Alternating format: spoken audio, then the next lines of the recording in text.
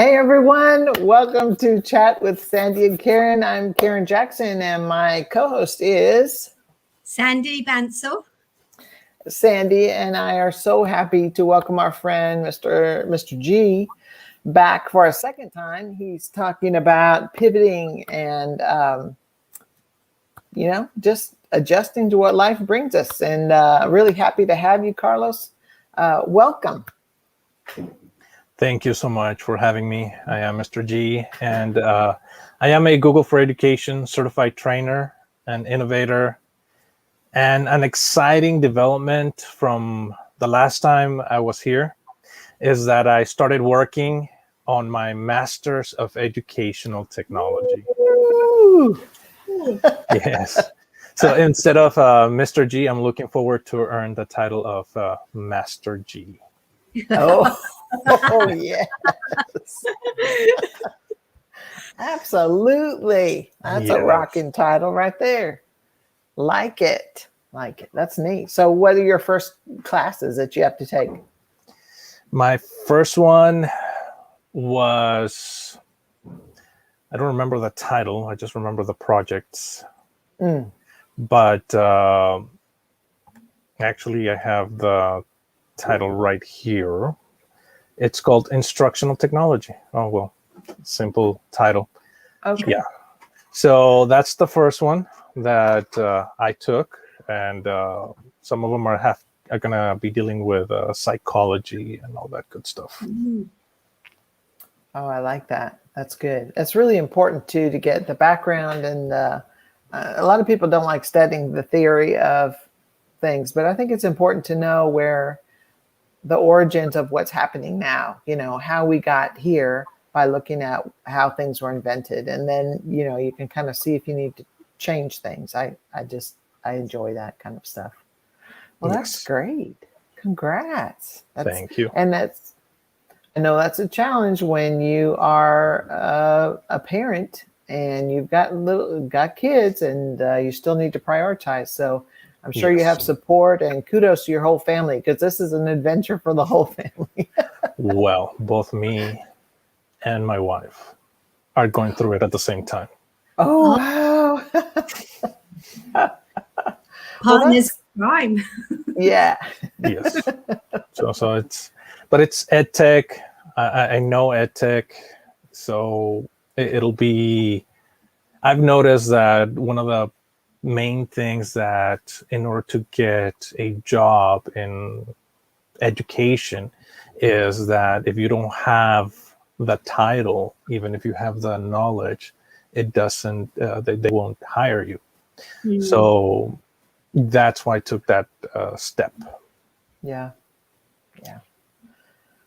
I feel, so I studied back in the 90s and I haven't gone back to university, but recently I have felt the same. Like when the teachers were coming in, they were coming with so much more qualifications than me. I felt like I needed the same. I needed to make I didn't do it for peer pressure, but I did it for me, that I wanted to be on the same level. I wanted to know what was out there.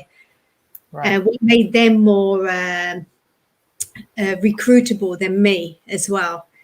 It makes a lot of difference. Yes. Yeah, I'm doing psychology in education as well. Wow. Behaviors. Yeah. That's interesting. My problem with school is that there were so many different ways, so many different topics that I thought I just want to learn everything all the time. There's not enough time. There are not enough moments to be able to, I'm going to rephrase that. You have to make the time to do interesting things, I think. On that note, it took me 8 years to finish my bachelor's degree because I wanted to. How was that? I said, well done. Yeah. Yes. I wanted to learn some things that was not part of my major. So that was part of the problem. The other problem was that I was working full-time and I was a part-time soldier, specifically National Guard. So it took time for several reasons, but one of them was because I wanted to learn more things that was not part of my degree plan. And look at how amazing an amazing influence you've been to the education world in the last couple of years. Yeah. Thank you. And I think that it's good. I don't know. I just think that the life experience that we bring to this career is so helpful for our students that are living it and will be living it very soon, that not everyone goes off to college for 4 years and gets a degree, goes straight through to their master's and then their doctorate, and poof, they're successful. It's not that way. It never has been. But I think that was some kind of a false perception. But, a lot of people in my classes were either commuting from somewhere else, taking classes in the evening, and now it's online courses, and which is wonderful because it's more flexible. So I think on the one hand, that's much better now than it used to be, because we used to have to commute to go if we wanted to get a degree from a college a couple hours away. Not anymore.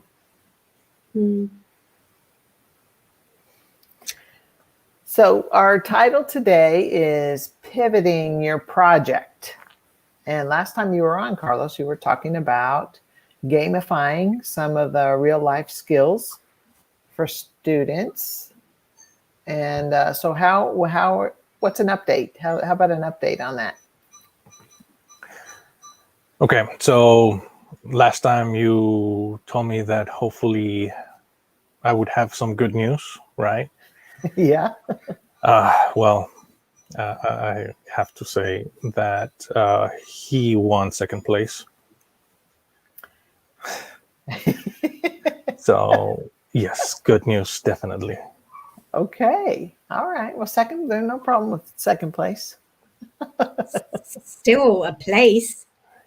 Yes, it's always been that my students get one of the top three, whether first, second, or third, but we've always placed. It is a Texas, and Dr. Jackson, you are from Texas, and you know how big Texas is. Mm-hmm. And yes. So to say that we competed against other high schools from Texas and still win, that is an amazing honor. And It's awesome that my students have been part of that journey. Yeah. What a legacy. That's great. And so it really just shows the buy-in. So for those that haven't listened before, just a real quick elevator's pitch about what it was art, wasn't it? It was Google. It was Google Slides, using Google Slides to create a game. And he submitted the game for a competition and won second place. That's awesome. That is so great. Well Congrats. done. Is there a link like on social media that you shared that we could share with our listeners, or? Sure, I'll look for it. I don't have it with me. Okay. Since I wasn't prepared for that one, I forgot that you had asked me next time that I showed up to talk about that. But I'll share it as soon as I have a chance. Sure. Yeah, that'd be great, and we'll just throw it in the notes. That's great. Excellent. Okay, so how about your project? How's your project going? Okay, so one important lesson I have learned is that making mistakes is okay.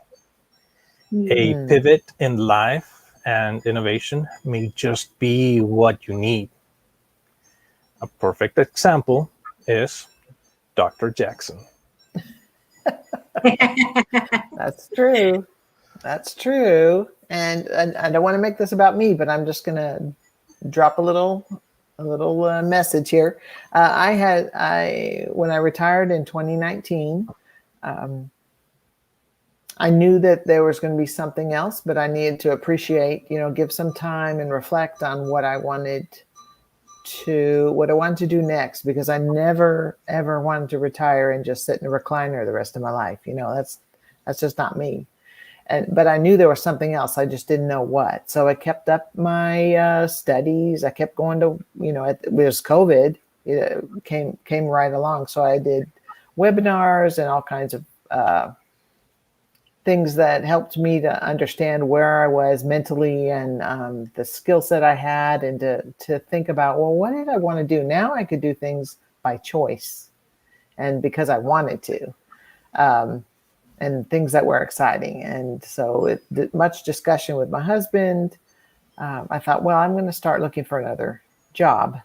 And I looked around at all the universities here, and I found some programs. I applied, did not get accepted, 23 later, 23 different places. I thought, okay, I'm just going to garden.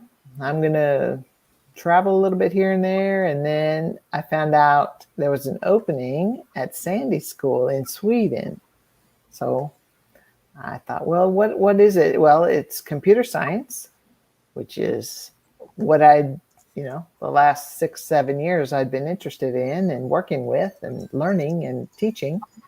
And also web development, which is same thing, just been working and creating websites and teaching teachers how to use websites, and all the certifications that I had seemed to fit. And so I went ahead and applied. I thought, well, it can't hurt.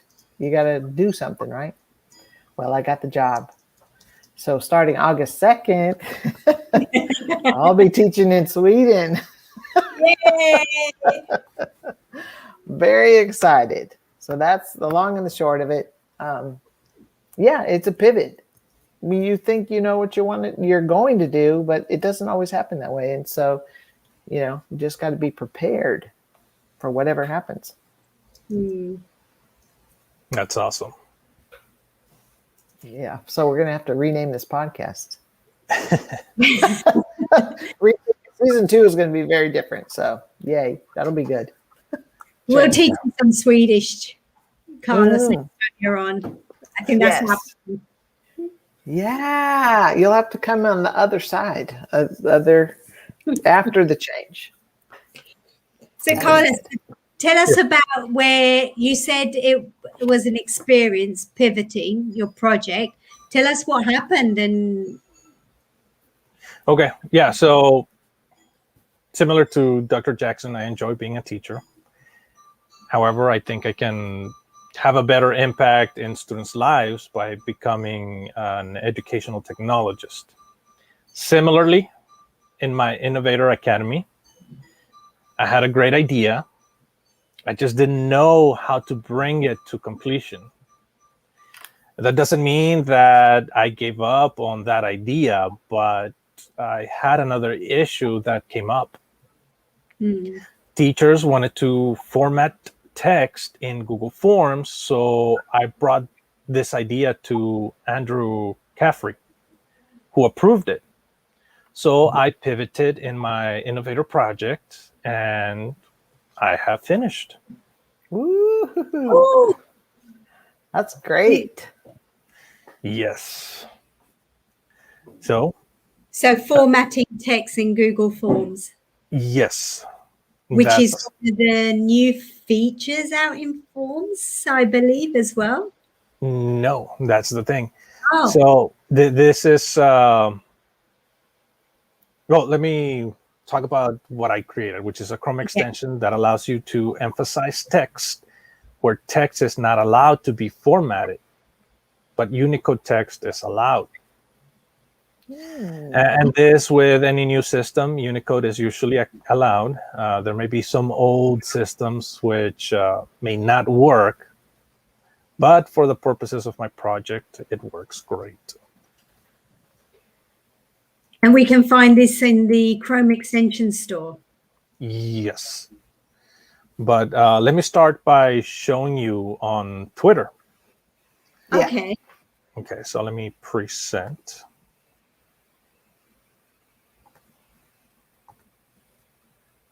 There we go.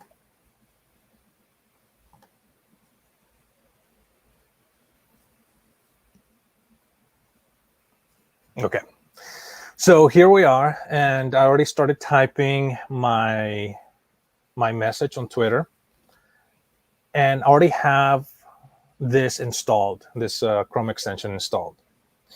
And I can put, like, I want to emphasize now because it's already happening. I go to format, and I can select different types of formats. I'm gonna select sans bold. The only thing that I need to do now, and this is important so that it works with every platform, is I'm gonna hold Control V or paste. Another way that I can do this is I can, just like I do, right click and format. I'm gonna select italics this time. I can also right click and paste. Now on a Mac, I think it's Command V. Yeah. Mm-hmm. But otherwise, anything else is Control V. But that's pretty much it. Is this is Twitter, right? So I'm going to do underline. I'm going to do. I'm going to use the EdTech, and I'm going to bubble those letters. Format, more, and I'm going to do circle, paste. Oh, wow. I always wondered how people did that. Well, they did it a very long way around, but since it was so difficult to go through that process, go to one website, type in your information, go to a different place, paste the information you want, change. Yeah. So I'm like, there has to be a better way. And now I hit twit, and there it is. Very cool. I like that. What was it called again? The name of my extension? Yes. Okay. The extension is called GRTF. What does that stand for? G, you can see it in different ways. I am Mr.G or Google. The G is not for Google, but it fits. And then space, RTF stands for rich text format. Okay. Okay. So Copy link to tweet. Now, I didn't do it for Twitter. The original reason as to why I did it is for educators, right? So that they can explain better on Google Forms. So let me show you how this same process works in Google Forms. Okay. So those are listeners who are looking for this. It's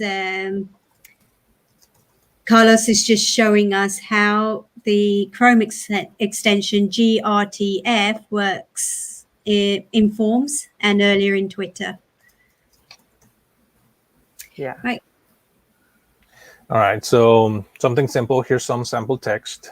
And sometimes it is difficult to type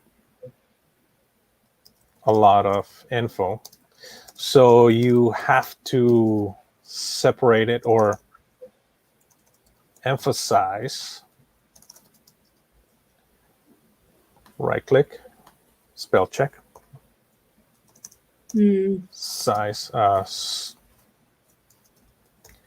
Now, when you have a lot of information typed, you get lost in all the text and you don't understand what you read. So for educators to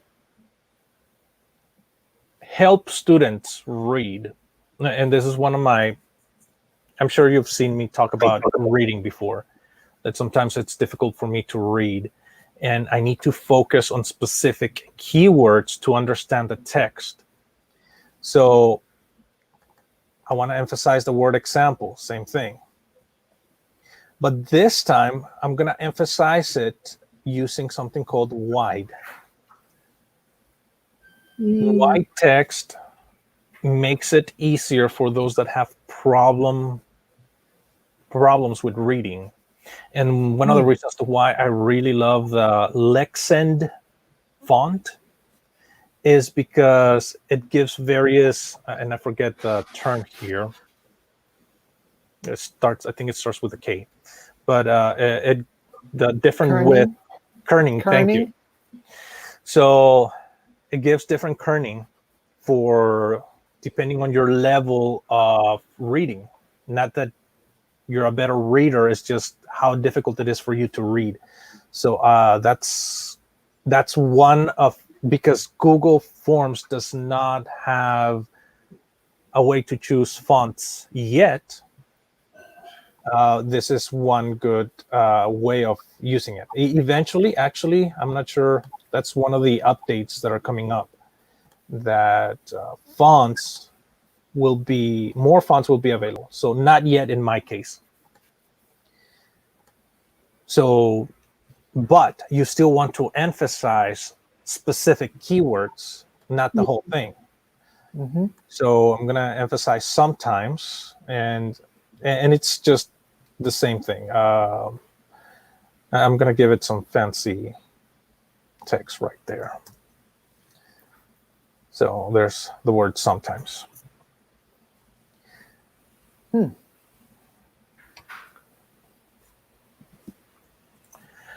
Okay, and this is how it works, so that key points are emphasized and it's easier to read for those students who have, like me, problems reading.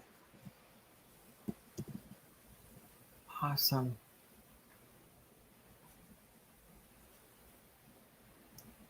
That's very good. I'm looking. Yes. I'm trying to find the link in the Chrome web store to put in our chat. Found it. You got it? Okay. Got it. You're going to have so many people wanting this, Carlos. Yes. There we go. And I started with the prompt of how might we help educators emphasize key points in Google Forms so students can better understand the instructions. Right. And after discussing it with you, Dr. Jackson, the idea of using a Chrome extension that converts simple text, like you saw on the form, to rich text came to fruition.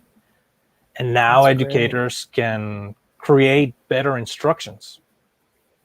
Now, speaking of the updates, originally, I thought about using it for Google Classroom.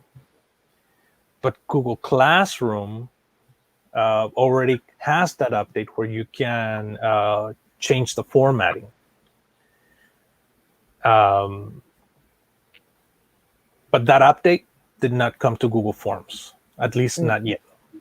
And therefore, it is still a problem for Google Forms. And even if it comes to Google Forms in an eventual future, you can still use it to emphasize things on Twitter, Facebook, TikTok. Could you preview the form that you just changed for us? Yes, of course. With it. So here's the form. There we go. Yeah. That's really good because of,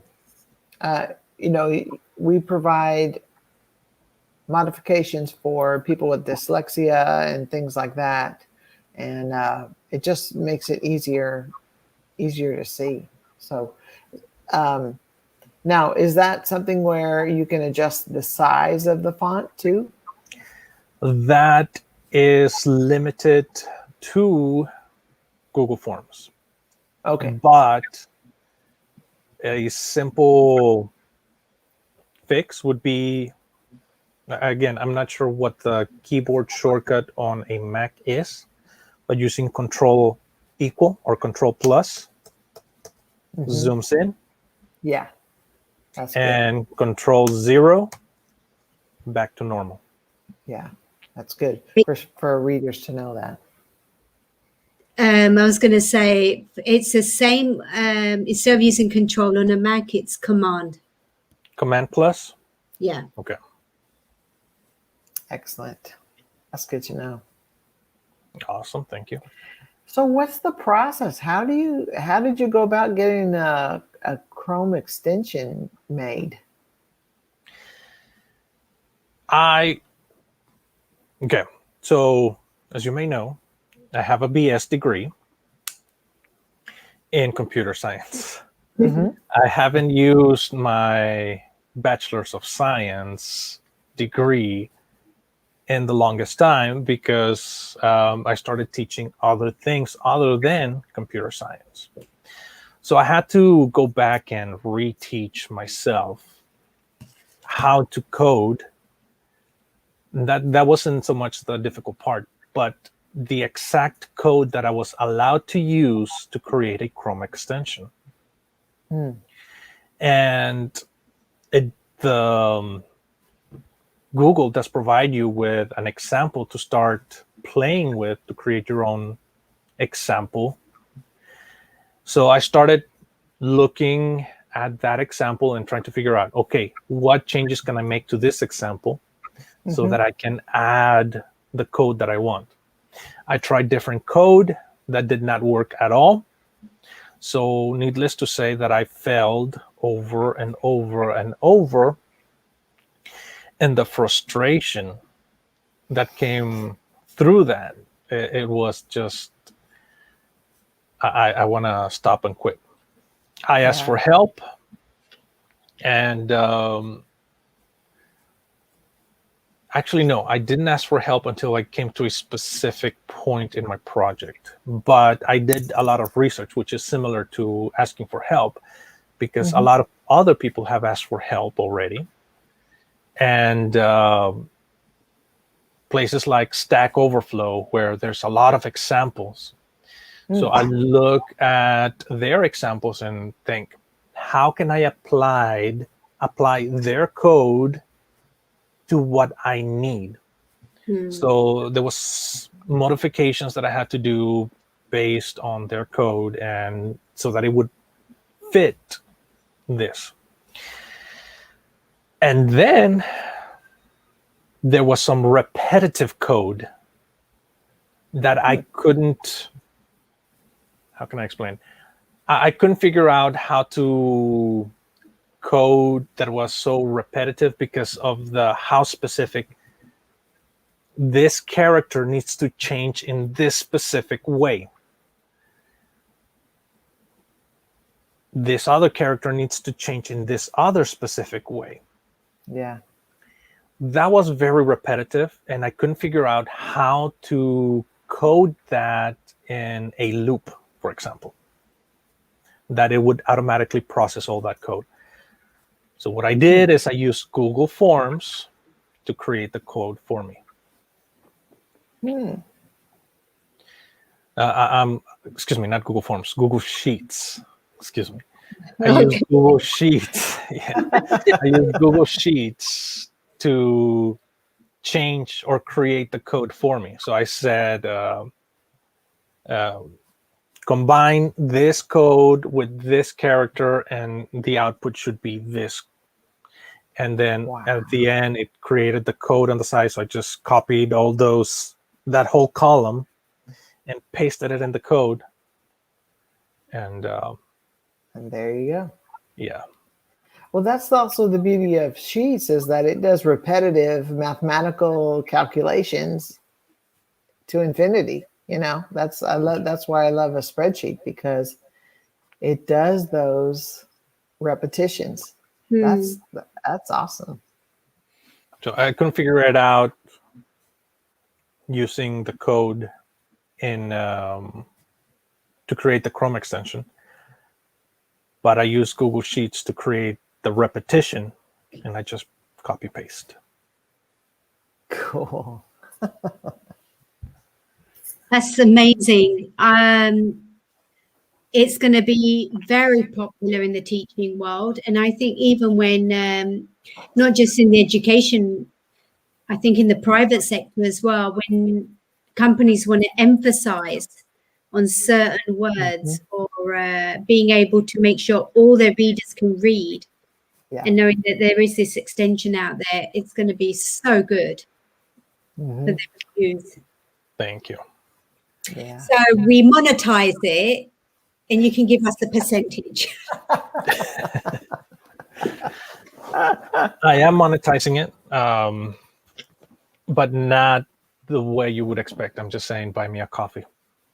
That's it. Yes, come to Sweden. Cool. We'll buy you a coffee and a cake. Absolutely. That's going to be an expensive coffee.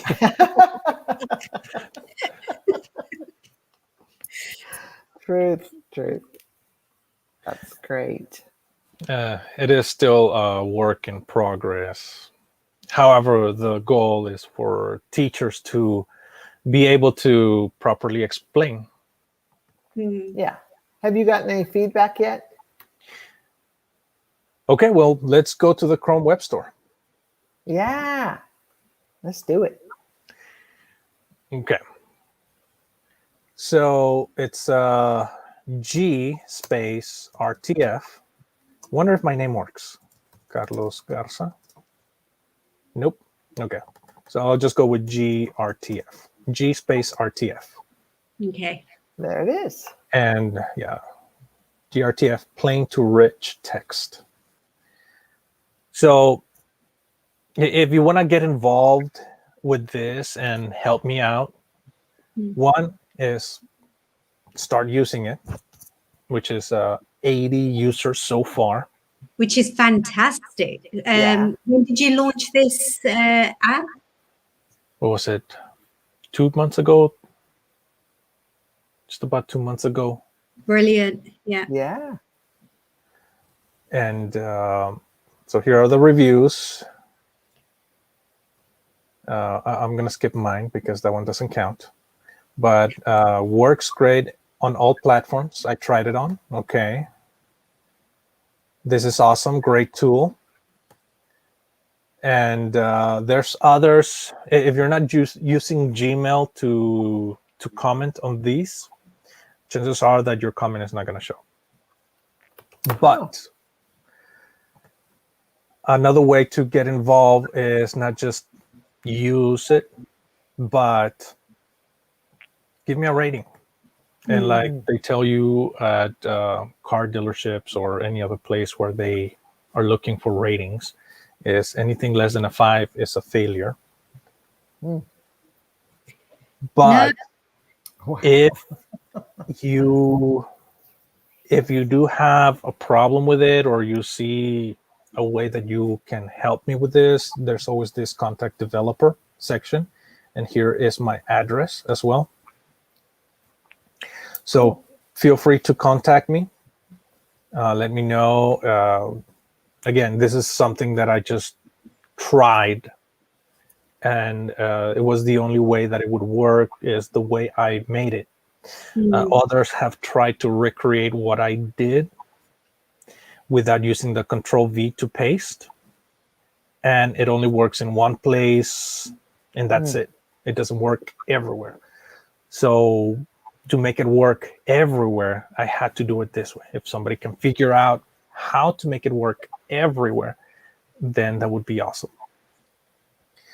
But yeah, mainly use it, give me a 5-star rating, and that would help a lot. Yeah, and the people, the more people that use it, the more instances they'll have, suggestions and improvements, and just it makes it gives it legs. You know what I mean? Yes. Yeah, that's great. I like that. Very cool. I've always wondered how to, I always thought that was kind of a drawback on forums, is that you couldn't change the font like that, text. But now you can. Yay. Yes. Is there anything else, Carlos, that you'd like to chat about? Or how's your summer going? You working? Working, yes. So one awesome thing that my district at La Jolla ISD is doing is that we saw this need that teachers didn't know how to use technology. So they implemented something interesting called it's educational technology help support. So they call us the Google Tech Leaders. And we help with educational technology integration.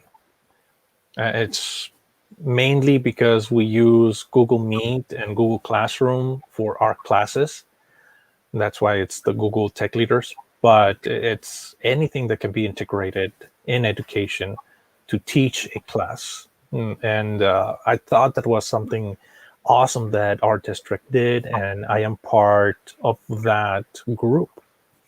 One of the things that I created to simplify this is a support ticket system. And the way I created this was using Google Sheets and Google Forms. Excellent. So, and it's just so easy to log in information, similar how you would use a regular ticket system, but it's using Google Forms as a way to type information and Google Sheets as the database. That's good. And then do you use AutoCAD or something like that to send them a receipt that they've set in a ticket? Or Google Form automatically does that. Nice. So if you set it to, let me look at Google Forms here. Here's Forms, and the settings, there's collect email and response receipts, always. There we go. Yep. And that does it. That way they know they have contacted you. Yes. And what they asked for. Excellent. Yeah, that's very very nice to know. I think where a lot of schools are finishing now or have finished, but if any educators are listening, they're ready, saying, oh, there's something else out there. They can start planning the Google Forms and having that ready. So thank you so much, Carlos, for sharing that with us and for creating this. It's so helpful. I know I will certainly use it. Karen, we've got to use it in our planning. Yes, absolutely. Well, once again, Carlos, thank you for being on our show. Thank you so much for having me. It's really useful, very educational. We certainly like listening to you and your creativeness. And now, next time you come on our show, we could probably be all in Sweden, or we could be talking about psychology, behaviors. Why do, I don't know, students think like this and what's going on? It's a very fun topic. Maybe we can pick Karen's brains. Sure. I'll make something up. Yeah. All right. Thank you to all our listeners. And don't forget to follow us on Twitter at ChatWSK1. You can find us and subscribe to our channel on Spotify, Google, and Apple. And hear more about what is going on in education currently on both sides of the pond. Yes. All right. Awesome. Bye-bye, Carlos. Thank you. Bye, Sandy. Goodbye. Bye.